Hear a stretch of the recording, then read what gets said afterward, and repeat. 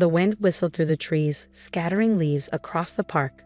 In the midst of the swirling chaos, a young boy struggled to fly his kite, battling against gusts that threatened to snatch it from his grip.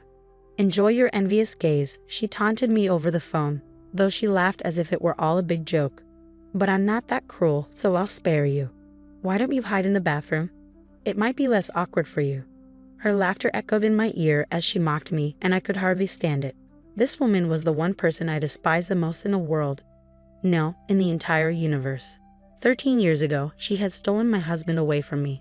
Cutting ties with her proved nearly impossible since, unfortunately, this woman was my biological sister. As I held the phone to my ear, I chuckled softly after she hung up. "My name is Ruth, a 37-year-old divorcee. My marriage crumbled within 6 months, all thanks to my conniving sister.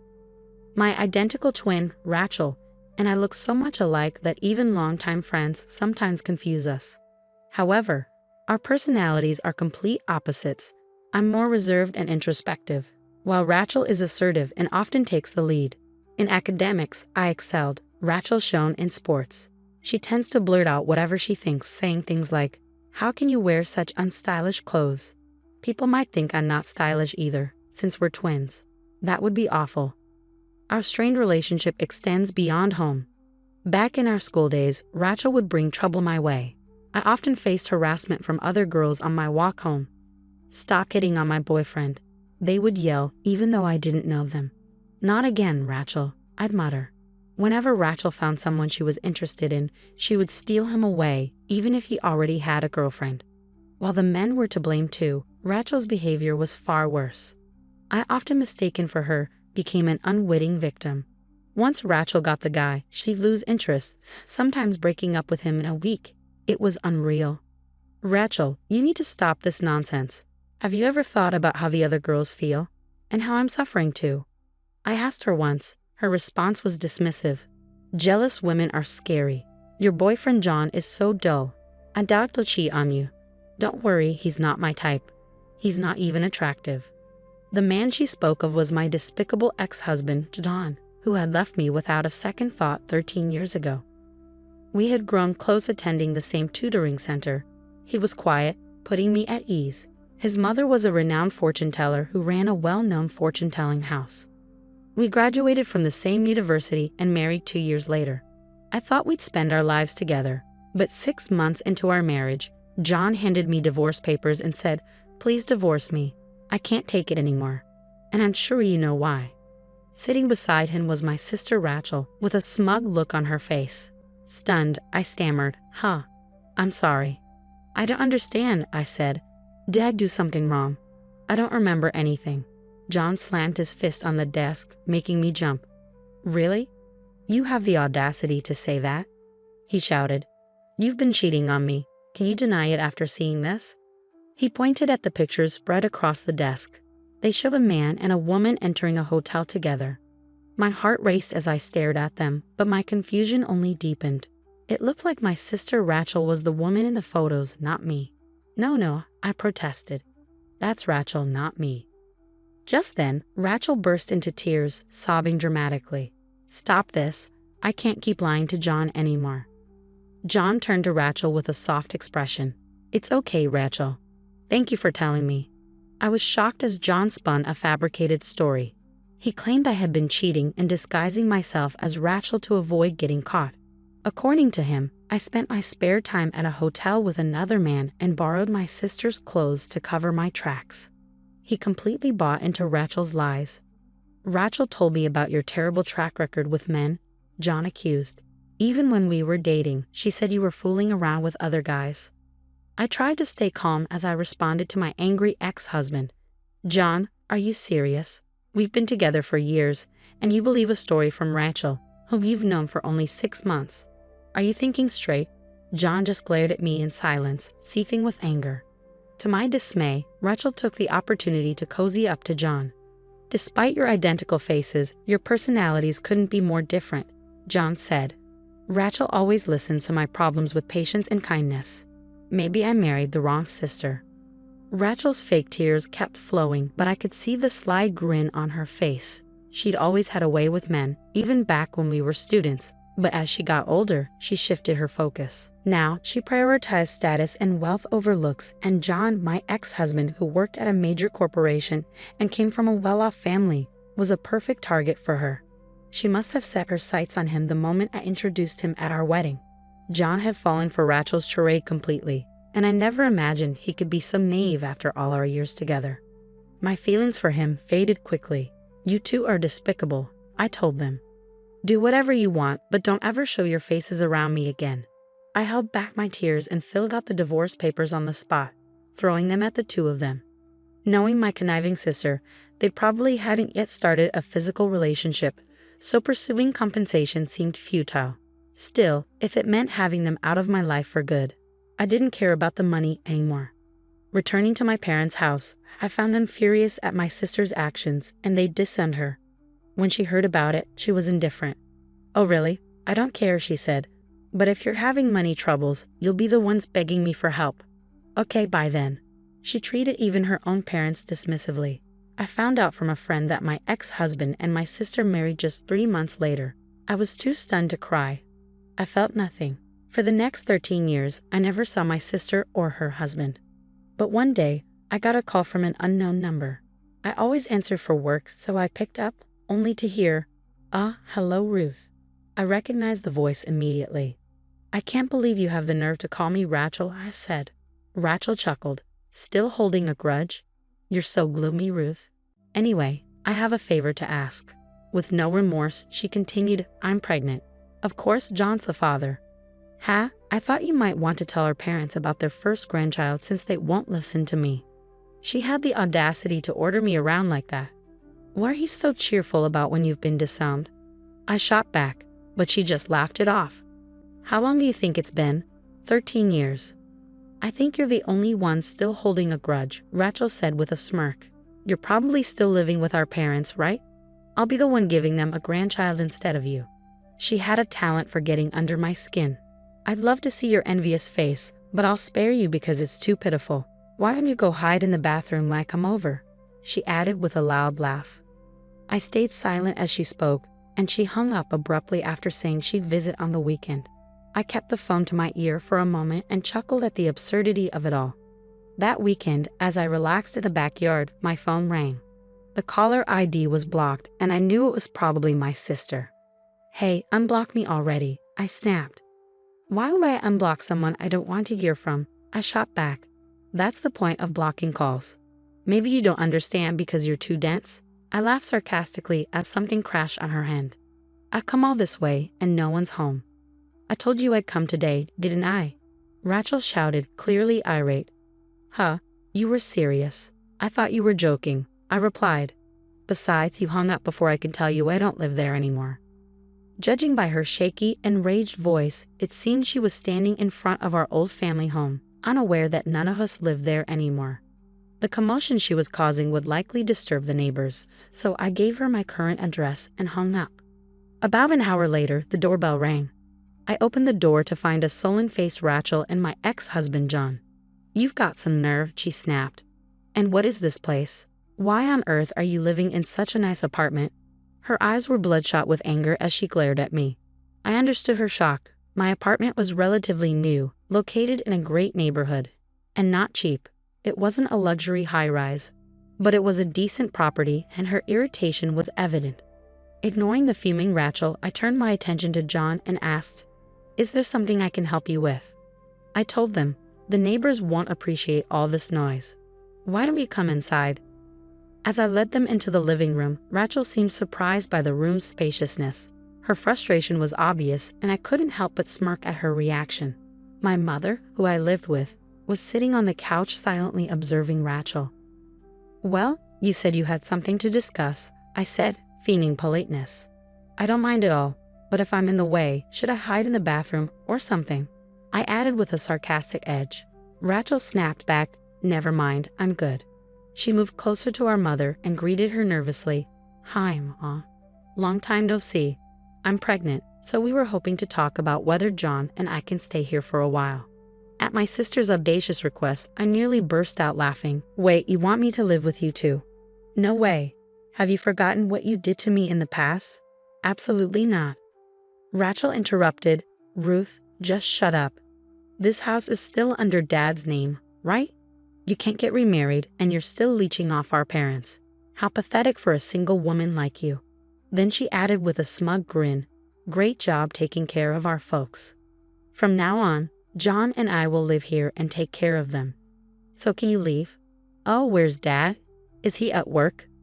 Seeing my sister's arrogance pushed me to my limit, but it was our mother who spoke first after listening quietly. Dad's gone.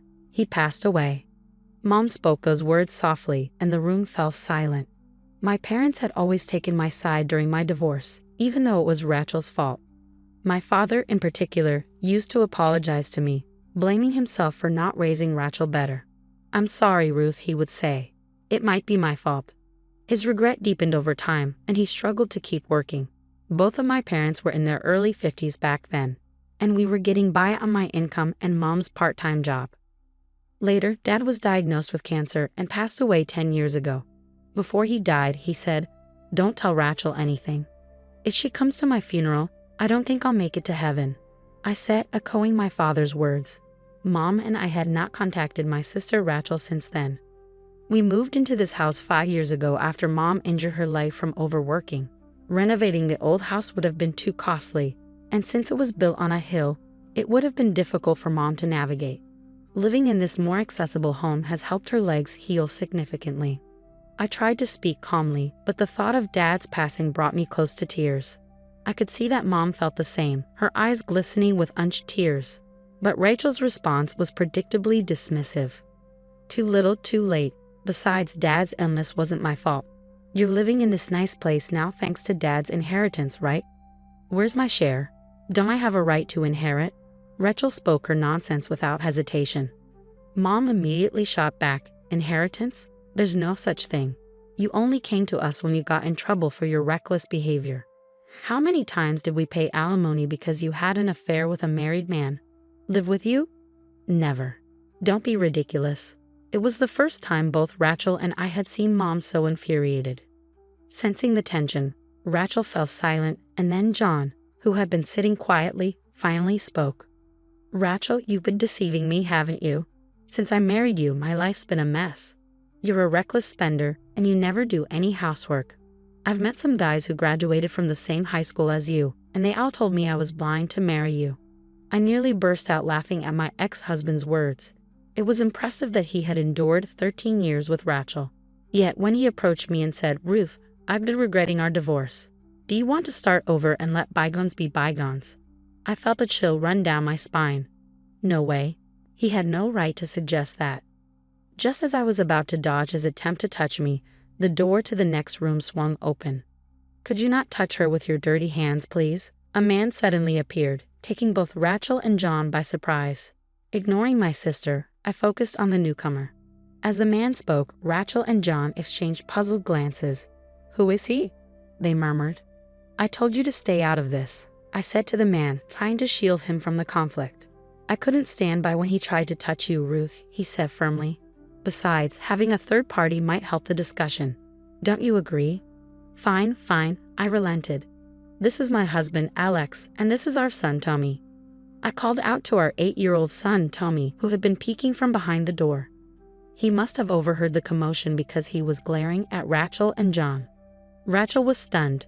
"You're remarried?" she exclaimed, disbelief coloring her voice. John seemed just as shocked, his mouth hanging open. "Yes, I'm remarried," I said, a touch of sarcasm in my tone.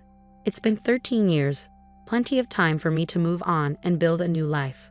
And yet, you two don't seem to have changed at all, except maybe looking older." Their faces turned bright red at my remarks. I met Alex shortly after my father passed away. We were colleagues, and one day he asked me out. When I declined, citing my divorce, he simply replied, "Does being divorced mean you can't remarry?" and asked me out again. We got married a year later, and Tommy was born the following year. Alex has always treated my mother with kindness, and he's supportive of us all living together. His own parents, who live with his brother and sister-in-law, have welcomed me into their family.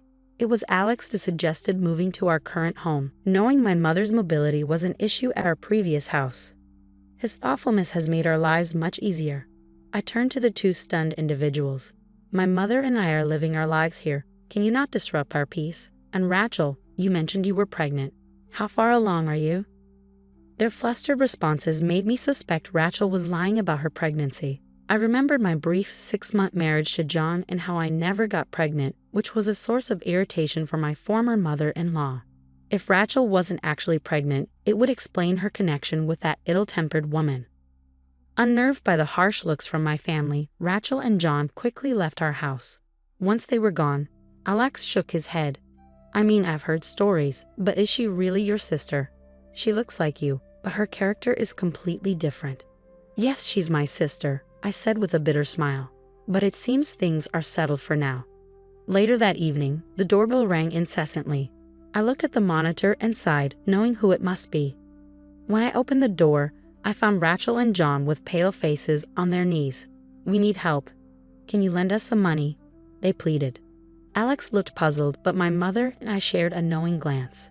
Earlier in the day, while waiting for a call from Rachel, Mom had received a call from a friend of my deceased father who currently rents our old home. The friend and his family live there now, and he told us how he returned home to find the garden's flower buds destroyed and the windows cracked. The security footage showed a man and a woman, with the woman stomping on the flower beds and throwing stones at the windows. My enraged sister, Rachel. When Mom gave Rachel's contact info to Dad's friend, he was furious to learn this was the daughter who had tormented our father for years. The damaged garden contained rare flowers that were difficult to grow, so they demanded compensation. Given their apparent financial struggles and housing difficulties, I expected them to show up again. But I was still surprised they turned up that very day. Their audacity was truly astounding. "I'll give you some money, but on one condition," I said as I watched Rachel and John trudge away with slumped shoulders.